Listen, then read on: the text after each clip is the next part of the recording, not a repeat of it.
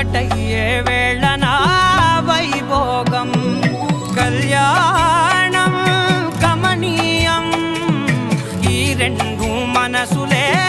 రమణీయం ముడే ముళ్ళట ముడి పడుతుంటే ముచ్చట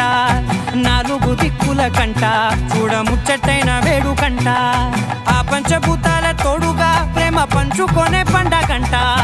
ఆరరుగల నిండుగా ఇది నూరెళ్ళ పచ్చని పంట